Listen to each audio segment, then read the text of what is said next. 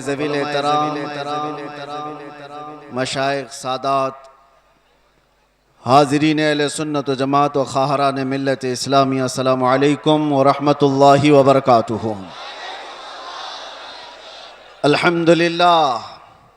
अल्हम्दुलिल्लाहिल हन्नानिल mannan अल्लज़ी ख़लक़ल इंसान व अल्लमहुल बयान, वस्सलातु वस्सलामु अला रसूलिही सय्यिदिल इंसी वल जान व अला आलिही व अस्हाबिही ज़विल खैरि वल इहसान, अम्मा बअद। फ़अऊज़ु बिल्लाहि मिनश शैतानिर रजीम, बिस्मिल्लाहिर रहमानिर रहीम। अन्नबिय्यु औला बिल मुअमिनीन मिन अनफुसिहिम, सदक़ल्लाहु मौलानल अज़ीम। बारगाह रिसालत में आप सल्लल्लाहु तआला अलैहि वसल्लम में एक बार दुरूद पाक का हदिया पेश करें।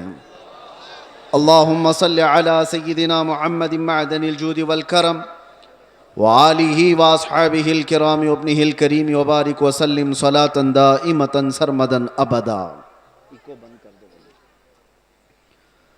फिर के गली गली तबाह, ठोकरें सबकी खाई क्यों, दिल को जो अक्ल दे खुदा तेरी गली से जाए क्यों। बुलहवस सुन, सीमो ज़र की बंदगी अच्छी नहीं। बुलहवस सुन, सीमो ज़र की बंदगी अच्छी नहीं। उनके दर की भीख अच्छी, सरवरी अच्छी नहीं। उनके दर की भीख अच्छी, सरवरी अच्छी नहीं। आज मुलतवी किया गया जलसा दोबारा इस मैदान में इनेकाद पजीर है। गालिबन आप हजरात को ये मालूम होगा 19 तारीख को ही हमें यहाँ आना था। बहुत सारे लोगों ने अफवाहें भी फैला दी होंगी कि ये तारीख देते और आते नहीं हैं। इसीलिए बेचारे जो एयरपोर्ट पर हमें लेने आए थे वो जब तक देखे नहीं उन्हें यकीन भी नहीं था। कभी कभार ऐसे हालात पेश आ जाते हैं, इंसानी तकाज़ा है, बशरियत का तकाज़ा है। और मैंने पांसकुरा वालों से कहा था ज़िंदगी बाकी रही तो मैं ख़ुद अपने तमाम तर मसरूफियात ख़त्म करके चल कर यहाँ ज़रूर आऊँगा इंशाअल्लाह। और इन लोगों की मोहब्बत मुझे पता है। छोटी जगह से लेकर आज एक बड़े मैदान में आप तब्दील होकर नज़र आ रहे हैं।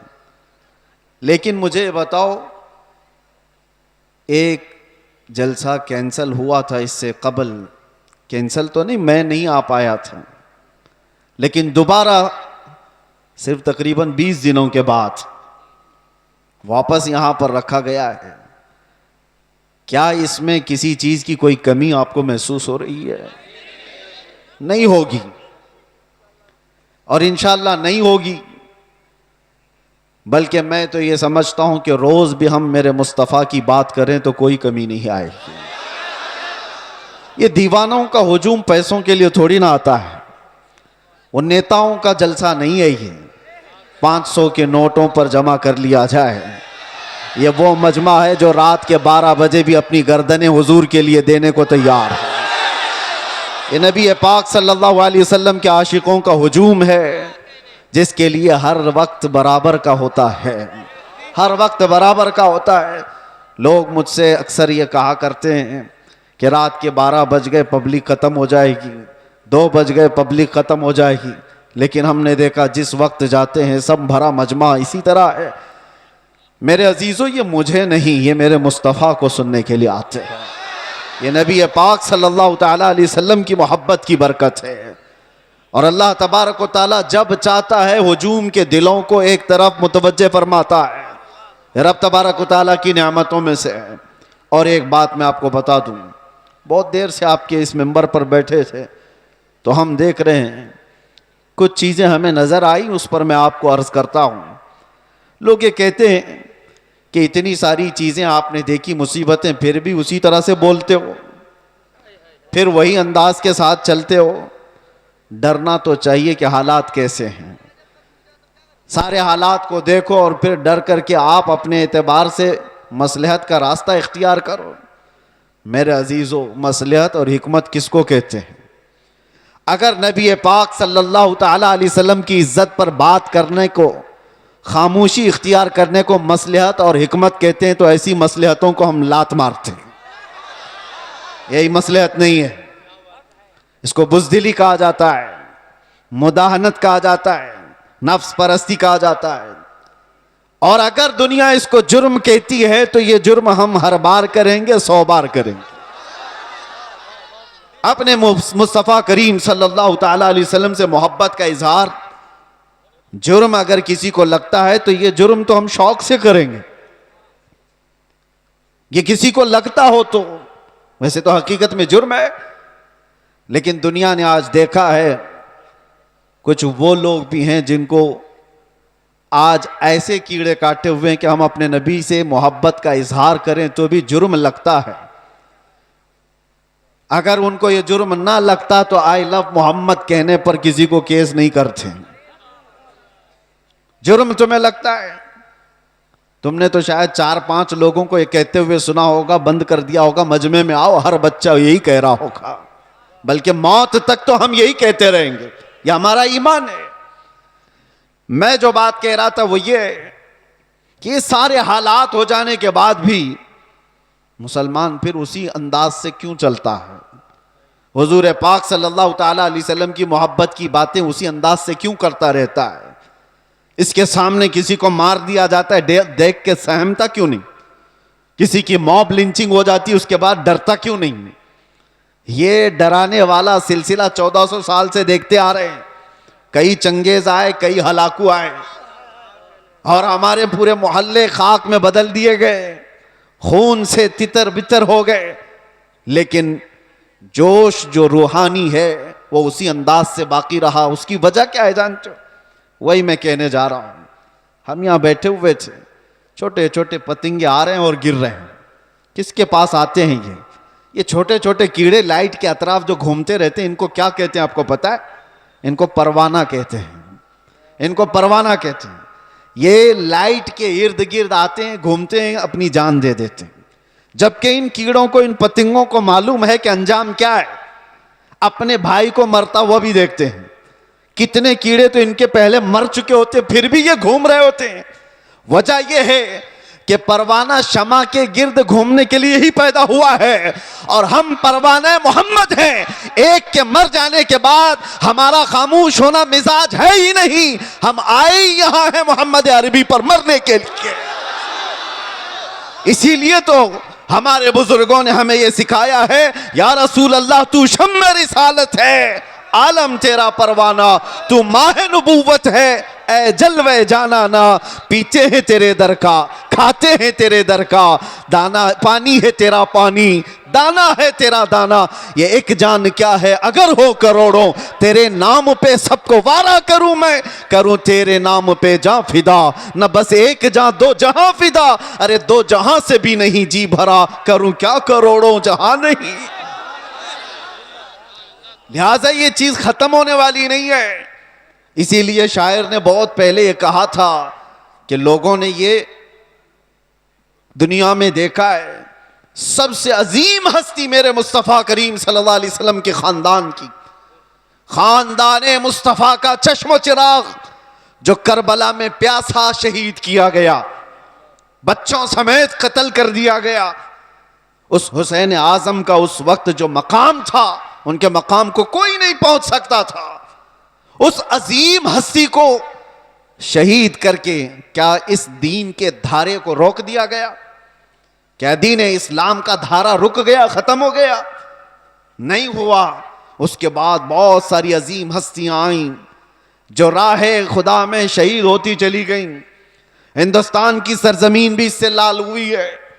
यहां उस किफायत अली काफी की आवाज गूंजती रहेगी और हर आने वाला आलिम तुम्हें सुनाता रहेगा, 3000 कुत्तों ने एक आलिम दीन को गिरफ्तार किया था। अंग्रेजों की बात कर रहा हूं। फिर यहां पर आकर के फिर मुझे ले जाएं, कहीं कुत्ता इनको कह दिया।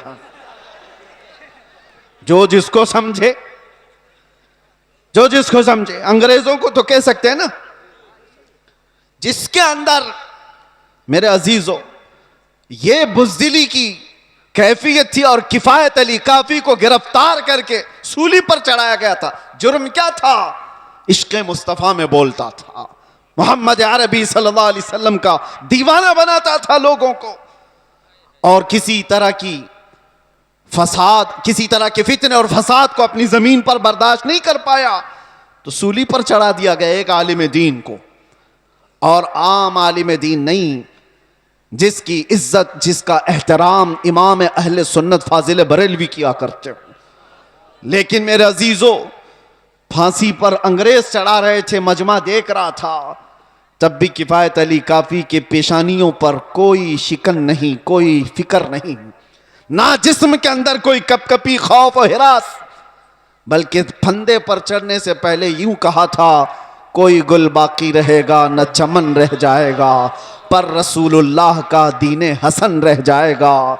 सब फना हो जाएंगे काफी वो, लेकिन हश्र तक नाम हजरत का जुबानों पर चलन रह जाएगा। क्या किया अंग्रेजों ने? 8 दिन तक जश्न मनाया था। किफायत अली काफी को हमने फांसी पर चढ़ा दिया। फांसी पर चढ़ाने से पहले 8 दिन तक किफायत अली काफी के जिस्म पर गरम इस्त्री फेरते थे, और जब जख्म होता था तो उस पर नमक छिड़कते थे। उस आलिम दीन को उन्होंने बहुत आजमाइशों में मुब्तला किया, लेकिन वो टस से मस नहीं हुआ। शहीद होने के बाद 8 दिन तक तो जश्न मनाते रहे, ये सोचते हुए कि अब जगाने वाला खत्म हो गया, एक ऐसा जो बोलने वाला था बंद हो गया। उन जालिमों को खुदा का ये दस्तूर नहीं मालूम, मुरादाबाद शहर में इन्होंने किफायत अली काफी को फांसी पर चढ़ाया था, और वही जमाना है 100 किलोमीटर दूर बरेली में अल्लाह ताला इमाम अहमद रजा को पैदा कर रहा है। और वो इमाम अहमद रजा जब जवानी में तशरीफ लाए तो फिर पूरी कौम की गुत्थियों में इश्क़ मुस्तफ़ा पिला दिया।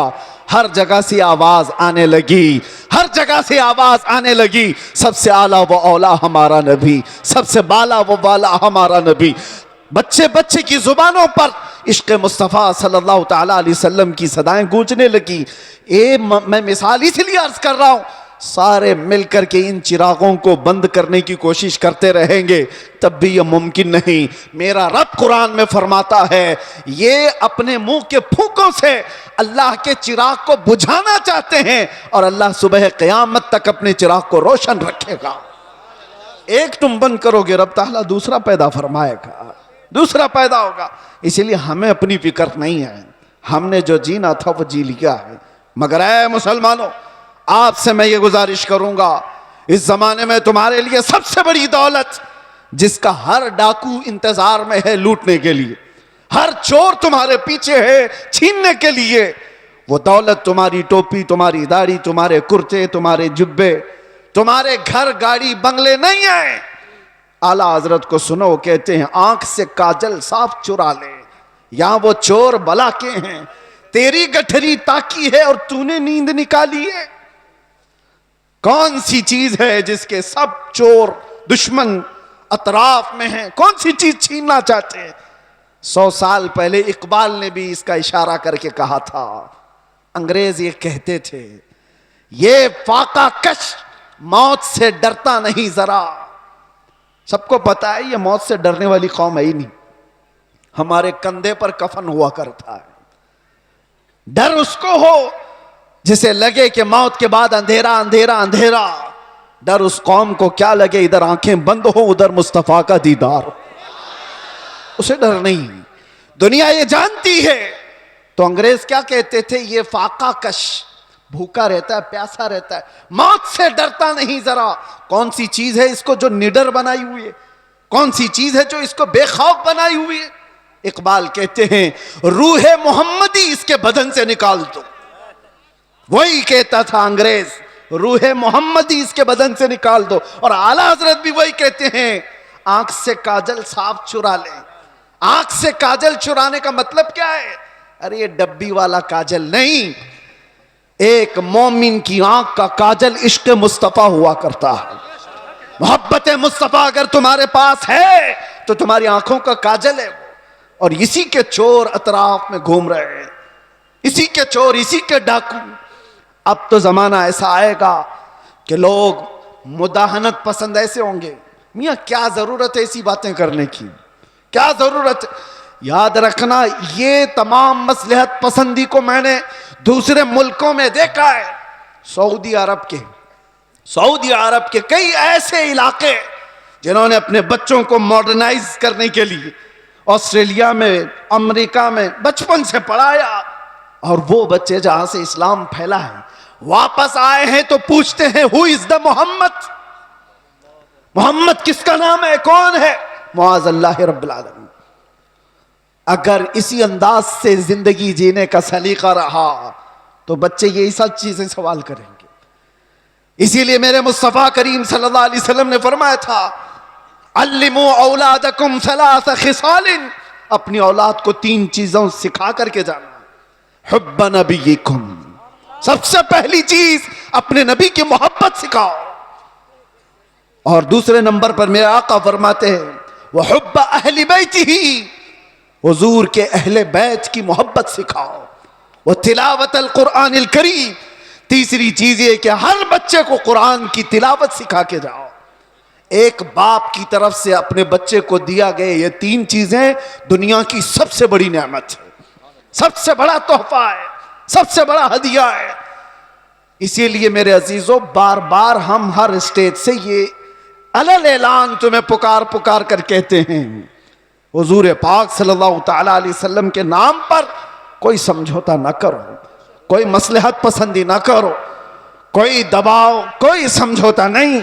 जो जान मांगो तो जान दे दें, जो माल मांगो तो माल दे दें, मगर ये हमसे कभी ना होगा नबी का जाहो जलाल दे दें।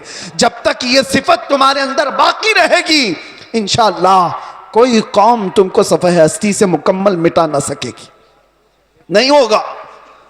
लेकिन एक बात और समझ के चलो, इकबाल की ये बात बहुत पक्की है, अगर इस रिश्ते से तुम दूर होते चले गए, जो मदीने से तार हमारे जुड़े हुए हैं इससे दूर होते चले गए, होगा क्या? उनके जो हम गुलाम थे खल्क के पेशवा रहे। हुजूर के जब हम गुलाम थे पूरी मखलूक के आका हम कहलाते थे, उनके जो हम गुलाम थे खल्क के पेशवा रहे, उनसे फिरे जहां फिरा फिर आई कमी वखार में। जैसी ही हुजूर से चेहरा फेर लिया, दुनिया ने हमसे चेहरा फेर लिया, इज्जतों में कमी आई है। आपको क्या लगता है ये इज्जतें आज हमें जो इस मिंबर पर बैठने की मिली हैं, ये हमारी पगड़ियों से मिली है, या हमारे जुब्बों की वजह से मिली है? इससे बेहतरीन लोग भी पहनते होंगे। हमें जो इज्जतें मिली हैं इन पगड़ियों से नहीं, वो नाम मुस्तफा की बरकत है। आबरूए मां जनाम मुस्तफास्त, इकबाल ने कहा था हम सब की इज्जत और आबरू हुजूर के नाम से वाबस्ता है। और अगर हुजूर पाक सल्लल्लाहु ताला अलैहि वसल्लम की इज्जत ही ना रही तो हम अपनी इज्जत का क्या करेंगे? हमारी कोई अपनी इज्जत नहीं। हमें दुनिया हुजूर पाक सल्लल्लाहु ताला अलैहि वसल्लम के गुलाम की हैसियत सी पहचान थी, और इस पहचान को जिंदा रखना यह हमारा फरीजा है। इस पहचान को बाकी रखने में हम हर कसर पूरी करें। इसीलिए मैंने कहा था अभी चंद दिनों कबल, आपके सामने दोहराता हूं, चंद दिनों पहले, वो तो मैं बाहर आने के बाद कैद से पहली मर्तबा बंगाल आपके सामने आया हूं, लेकिन आपको एक बात बता रहा हूं। अभी मैंने कहा अंग्रेजों के मुतालिक हमारी जुबान से निकल जाता है कुत्ते का लफ्ज, निकल जाता है, और सबको पता है। इसी बात पर मुझे 8 महीने अंदर रख दिया। मैं कहता हूं मेरे अजीजों, अलल ऐलान कहता हूं, दुनिया को सबको कहता हूं, अगर तुम्हें कहना है मुझे एक बार नहीं 1000 बार कुत्ता कहो, दरबार रिसालत का, मोहम्मद अरबी का, हमें जरा बराबर भी फर्क नहीं पड़ेगा, बल्कि हम तो उसको दुनिया का सबसे बड़ा लक़ब समझेंगे, सबसे बड़ी इज्जत है। सके तैबा सब मुझे कह कह के पुकारे बेदम, यही रखियो मेरी पहचान मदीने वाले, यही रखियो मेरी पहचान मदीने वाले। मैं तुमसे पूछता हूं, अगर तुम्हें बारगाह मुस्तफा का कुत्ता कहा जाए तो किसी को शर्म आएगी? किसी को ऐब लगेगा? वजह यह है कि हम इन निस्बतों पे फख्र करते हैं। मैं उनसे कहता हूं तुम्हें अगर इस बात पर शर्म आती है तो ऐसी निस्बतों को छोड़ो। जिनको ये लगता है, ऐब लगता है, वो इन निस्बतों को छोड़े। आए जहां पर बंदा हुजूर के दरबार में अपने आप को कुत्ता भी कहता है तो उसे फख्र महसूस होता है। लेकिन इसका मतलब ये नहीं, हमने बारगाह मुस्तफ़ा में अपनी निस्बतें खाकिस्तर होने के अंदाज से पेश तो की, मगर मेरे मुस्तफ़ा की गैरत देखो। रसूल पाक सल्लल्लाहु अलैहि वसल्लम ने हमें मजमे में कुत्ते की हैसियत से नहीं पेश किया, जिस मजमे में गए शेर की हैसियत से पेश फरमाया। ये सिर्फ हमारे लिए नहीं है, जो भी बारगाह मुस्तफ़ा की निस्बत पर फख्र करता है दुनिया उसे हल्के में नहीं लेगी, फिर अल्लाह तबारक व तआला उसकी इज्जतें बढ़ा देता है। आला हजरत ने जिंदगी भर बारगाह मुस्तफ़ा में अपनी निस्बतों पर फख्र किया है और गौसियत मआब के दरबार पर निस्बत जोड़ते हुए क्या कहा था बरेली के ताजदार ने? गौसे पाक के दरबार में क्या कहा था पता है? हम तो कह देते हैं गौस पाक का मुरीद हूं, गौस पाक के सिलसिले का मुरीद हूं। मुरीद होना, खादिम होना, ये अपनी जगह पर। वक्त का मुजद्दिद जिसको अल्लाह तबारक तआला ने 55 से ज्यादा उलूम व फनून पर महारत दी है, 1000 से ज्यादा किताबें लिखाओ, तकवा और तहारत का इमाम, लेकिन गौसे पाक के दरबार में जब बात करनी हो तो यूं कहता है, ऐ गौसियत मआब तुझसे दर, दर से सग और सग से है मुझको निस्बत। सग किसको कहते हैं? सग कुत्ते को कहते हैं। आला हजरत कहते हैं, या गौस तुझसे दर, दर से सग और सग से है मुझको निस्बत। मेरी गर्दन में भी है दूर का डोरा तेरा, और इस निशानी के जो सग हैं नहीं मारे जाते। सग का मतलब कुत्ता फारसी में। आला हज़रत कहते हैं इस निशानी के जो कुत्ते हैं मारे नहीं जाते।